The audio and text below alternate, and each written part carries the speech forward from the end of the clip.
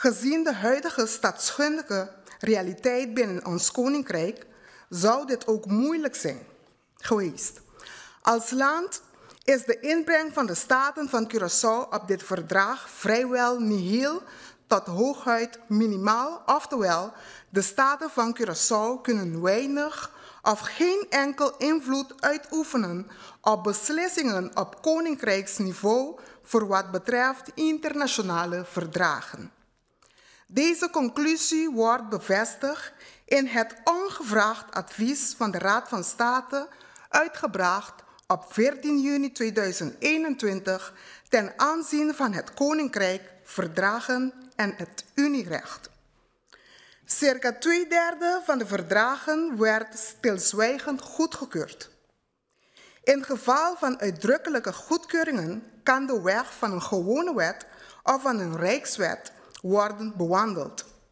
In beide gevallen hebben leden van de staten van de landen in het Caribisch deel van het Koninkrijk geen stemrecht.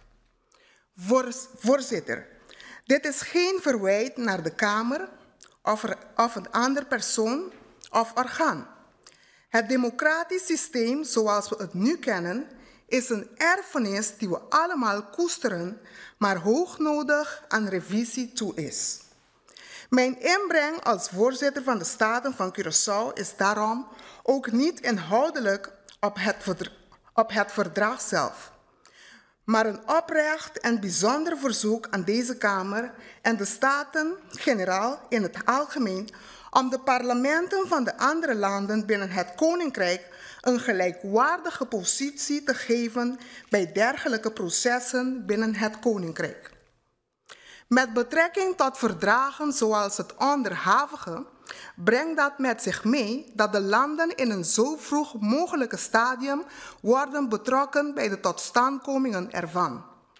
De Caribische landen moeten zo vroeg mogelijk in de gelegenheid worden gesteld om hun inbreng te geven bij de voorbereidingen van een verdrag.